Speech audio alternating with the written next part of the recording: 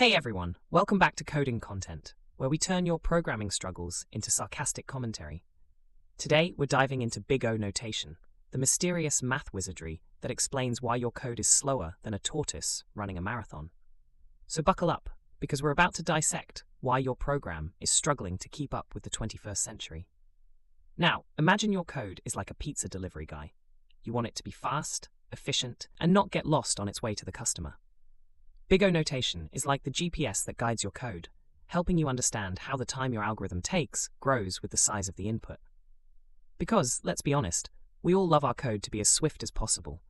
Who has time to wait for a program to load when there are cat videos to watch, right?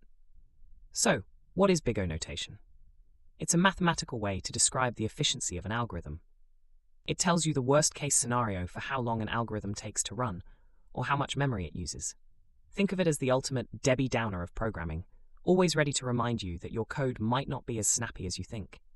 You might have heard terms like O1, ON, Olog n, and thought, great, more cryptic stuff to add to my reasons why I can't sleep at night list.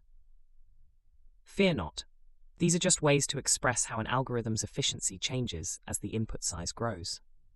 O1 is a constant time complexity, meaning your code runs in the same amount of time regardless of input size. It's like a coffee machine that brews your espresso in exactly 5 minutes, whether it's 6 a.m. or 6 p.m. ON means your code's performance grows linearly with the input size. Imagine you're binge-watching a series on Netflix. For every new episode, you spend an hour watching, so your time scales linearly with the number of episodes. I mean, who doesn't love a good binge session, right? Then there's O log n, which is like a ninja. It's super efficient as the input size increases. Binary search is a great example of this. Picture yourself searching for a book in a library.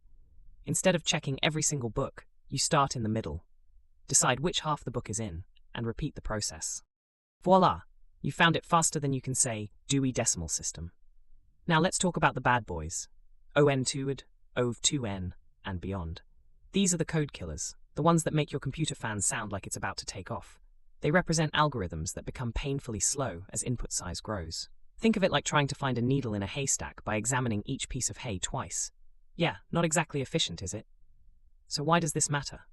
Well, if your code is slow, it could be because your algorithm isn't as efficient as it could be. Knowing your Big O notation helps you identify the bottlenecks and optimize your code.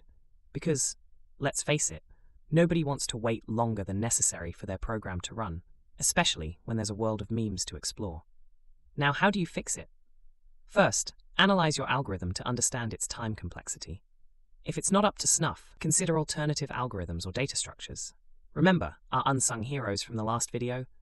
Picking the right data structure can sometimes make all the difference. Also, remember the importance of testing.